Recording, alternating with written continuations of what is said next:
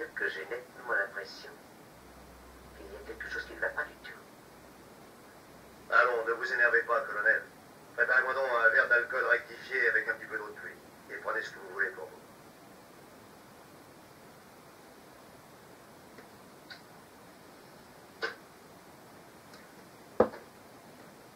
Général Ripper, en tant qu'officier de la Royal Air Force, j'estime qu'il est de mon devoir, en raison des circonstances présentes, de diffuser l'ordre de rappel de ma propre autorité et de faire revenir le groupe, si vous voulez me permettre.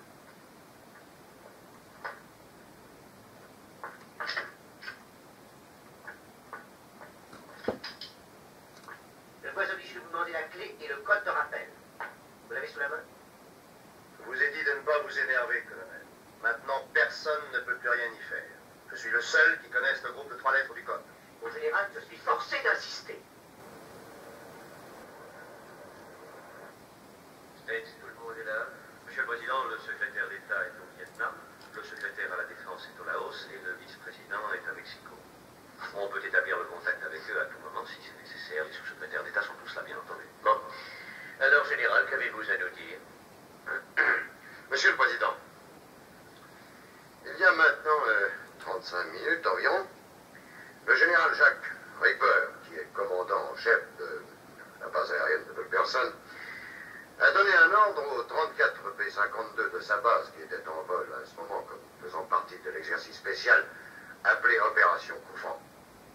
Il est apparu que l'ordre a été donné aux bombardiers d'attaquer leurs objectifs en Russie. Les avions sont équipés d'armes nucléaires et chacun d'eux a un chargement faisant en moyenne 40 mégatonnes. La position des avions est indiquée sur cette carte de la Russie. Les triangles représentent les objectifs principaux et les carrés, les objectifs secondaires. L'information pénétrera dans la zone de couverture radar russe dans 25 minutes. Général Turgidson, ce que vous dites me paraît vraiment incompréhensible. J'avais pourtant l'impression que j'étais la seule personne autorisée à donner l'ordre d'utiliser l'arme nucléaire. C'est exact. Vous êtes la seule personne autorisée à le faire. Et quoique j'ai horreur de juger avant de connaître tous les faits, je commence à croire que le général Ripper a commis un abus d'autorité. Sans aucun doute, et qui dépasse de beaucoup ce qui me paraissait possible. C'est peut-être parce que vous oubliez les dispositions du plan R. Du plan R. Le plan R est un plan de riposte immédiate, d'après lequel un échelon inférieur peut lancer des représailles nucléaires contre une attaque surprise si les liaisons normales avec le haut commandement sont rompues. Vous l'avez approuvé, vous vous rappelez sûrement. Et vous devez vous souvenir que le sénateur Beaufort a fait toute une histoire en disant que nos moyens de dissuasion n'étaient pas convaincants. L'intention était de faire du plan R comme une sorte de sauvegarde répressive. Une sauvegarde?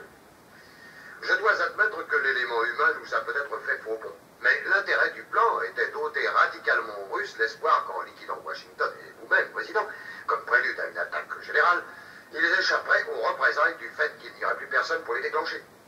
Alors je présume que les appareils reviendront automatiquement dès qu'ils auront atteint leur point de fail-safe. Eh bien non, malheureusement, les appareils étaient déjà parvenus à leur point de fail-safe quand l'ordre d'attaquer a été donné. Et une fois qu'ils ont dépassé ce point de fail-safe, ils n'ont pas besoin d'un second ordre pour continuer, ils vont aller jusqu'à leur objectif. Alors pourquoi ne leur avez-vous pas fait diffuser le compte-rendu par radio? Eh bien, il est malheureusement impossible de communiquer avec les avions. Pourquoi? Comme vous vous en souvenez, parmi les dispositions du plan R, il est prévu que, une fois que l'ordre d'attaque a été reçu, tous les récepteurs SSB normaux qui existent dans l'avion sont branchés sur un dispositif spécial de codage appelé, si je ne m'abuse, CRM-114. En vue d'empêcher l'ennemi d'envoyer de faux ordres ou de mauvaises indications, le CRM-114 est conçu pour ne rien recevoir du tout. En dehors néanmoins des messages qui sont précédés par un certain groupe de 3 lettres formant indicatif. Voulez-vous dire par là, Général, que vous êtes dans l'impossibilité de rappeler les avions? Eh bien, c'est à peu près ça. On pourrait évidemment essayer toutes les combinaisons possibles de 3 lettres pour trouver la bonne. Mais étant donné qu'il y a environ 70 000 combinaisons, il nous faudra à peu près 2 jours et demi pour les faire toutes. Quand avez-vous dit que les avions arriveraient dans la zone des radars russes? À peu près dans 18 minutes.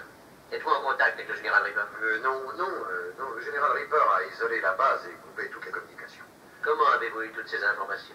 Le général Reaper a téléphoné au QG du stratégique Air Command peu après avoir donné l'ordre d'attaque. Oui, j'ai la copie d'un fragment de cette conversation. Si vous voulez que je la lise. Lisez. L'officier de service a demandé au général Reaper de confirmer qu'il avait donné l'ordre d'attaque, puis il a répondu « Oui, messieurs, ils sont en route et personne ne pourra plus les rappeler. Au nom de notre pays et de notre civilisation, je vous demande de les épauler avec le reste de nos escadrilles. Autrement, nous serons totalement détruits par les représailles des soviets. Mes hommes vous ouvrent le chemin de la meilleure façon avec 1400 mégatonnes à bord, et quoi que vous fassiez, vous ne les arrêterez pas. Alors il faut y aller, on n'a pas le choix. Avec l'aide de Dieu, nous l'emporterons dans la paix et libérés de la peur, notre santé enfin sera garantie par la pureté et l'essence de nos fluides naturels. Oui. Que Dieu vous garde. Mais il a raccroché. Nous essayons encore de comprendre le sens de la dernière phrase. Il n'y a rien à comprendre, général. Cet homme est évidemment un psychopathe. Oh, j'hésiterai à porter un jugement pareil tant qu'on ne connaît pas tous les faits. Général Torritson, quand vous avez établi les tests psychotechniques du personnel, vous m'avez affirmé qu'il n'y avait pas la moindre chance pour qu'un tel accident se produise. Eh bien, je ne crois pas qu'il serait très juste de condamner tout un programme à cause d'une seule défaillance. Je veux parler au général Reaper au téléphone personnellement. Je ne crois pas que ce soit possible. Général Torritson, je commence à m'intéresser de moins en moins à ce que vous estimez possible ou impossible. Général Fassman. Monsieur le Président, y a-t-il des unités de l'armée stationnées près de Barbarossa? Je vais voir.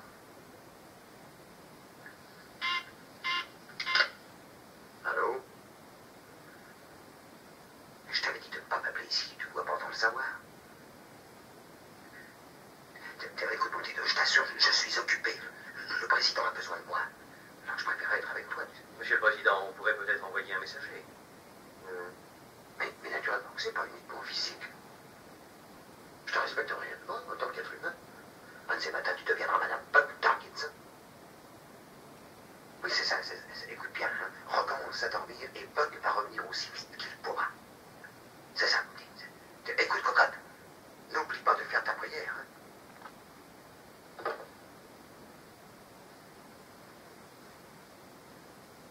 Et apparemment, la 23e division aéroportée est stationnée à 11 km de là, à Eldorado.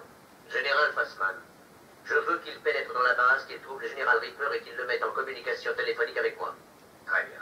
Monsieur le Président, si je peux me permettre une remarque. Dans l'état d'alerte rouge, la procédure normale consiste à couper la base de l'extérieur. Et la base est défendue par des troupes de sécurité. Si les forces essayent de s'y introduire, elles subiront certainement des pertes très lourdes. Général Targetson, avec tout le respect que je dois à votre équipe de défense, mes hommes peuvent la balayer sans se donner beaucoup de mal. Monsieur le Président, je voudrais préciser un ou deux points, si vous permettez. Allez-y, général. Primo, l'espoir de rappeler le 843e groupe diminue rapidement et atteint maintenant un degré de probabilité très faible. Secondo, dans moins de 15 minutes, les radars russes auront repéré nos appareils. Tertio, dès qu'ils seront informés, les Russes vont voir rouge et ils vont riposter en mettant tout le paquet. Marteau, si, avant ce moment-là, nous n'avons pas fait en sorte de supprimer leur pouvoir de représailles, nous serons soumis à un anéantissement virtuel. Ensuite, oui, si, au contraire,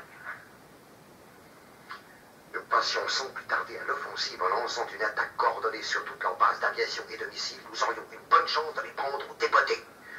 Nous avons une supériorité de vecteurs balistiques de 5 contre 1. Nous pourrions facilement envoyer 3 missiles sur chaque objectif et il nous resterait une réserve efficace pour faire face à toute autre contingence. Ensuite, sextant, une étude non officielle que nous avons fait faire sur cette éventualité nous indique que nous neutraliserions 90% de la puissance nucléaire ennemie, ce qui nous permettrait donc de prendre le dessus avec des pertes modérées et tolérables dans la population civile du fait des forces restantes qui seraient gravement endommagées et désorganisées. Général, la politique déclarée des États-Unis est de ne pas frapper les premiers avec des armes nucléaires. Oh, monsieur le Le général Ripper a déjà invalidé cette politique. Il ne s'agit pas là d'un acte de politique nationale. Il nous reste encore d'autres possibilités. Monsieur le Président, nous en sommes maintenant à la minute de vérité, aussi bien pour nous-mêmes en tant qu'êtres humains que pour la vie de la nation, et la vérité n'est pas toujours agréable. Mais il est nécessaire de choisir rapidement entre deux solutions qui sont certainement très regrettables, mais qui sont en tout cas dissemblables quant aux perspectives d'après-guerre. D'une part, vous avez 20 millions de morts, et de l'autre, vous avez 150 millions de morts. Général, vous nous proposez un génocide, pas une guerre. Monsieur le Président, je n'ai pas dit qu'on n'y laisserait pas quelques cheveux de notre tête. Enfin, il y aura bien plus de 10 ou 20 millions de morts, en comptant largement. Ça dépendra des avions. Je n'ai pas l'intention de figurer dans l'histoire comme le plus grand assassin depuis Adolf Hitler. Peut-être serait-il préférable, Monsieur le Président, que vous pensiez plus au peuple américain qu'à votre image dans les manuels d'histoire. Général Torgeson, j'estime que je vous ai suffisamment entendu. Je vous remercie beaucoup. Monsieur le Président, l'ambassadeur attend. Bon, pas de difficulté? Ils disent qu'il est furieux à cause des hommes de la police militaire. Oui, mais ça, on n'y peut rien. Faites-le descendre ici tout de suite. Bien, Monsieur le Président. C'est de l'ambassadeur de Russie que vous parlez? Justement, général. Si je comprends bien, vous voulez dire que l'ambassadeur russe va avoir accès au PC de guerre, Monsieur le Président? C'est exact. Il est venu ici sur ma convocation. Je ne sais pas trop.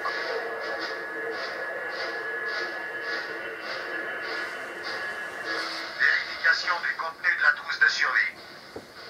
Vous y trouverez un automatique calibre 45, 2 boîtes de cartouches, 4 rations concentrées de secours pour un jour, Une pharmacie contenant antibiotiques, morphine, pilules vitaminées, pilules stimulantes, pilules somnifères, pilules tranquillisantes, un manuel miniature combiné de conversations russes et de la Bible, $100 en roubles, $100 en or, 9 paquets de chewing-gum, un sachet de préservatif, 3 paires de manilons, 3 bâtons de rouge à lèvres.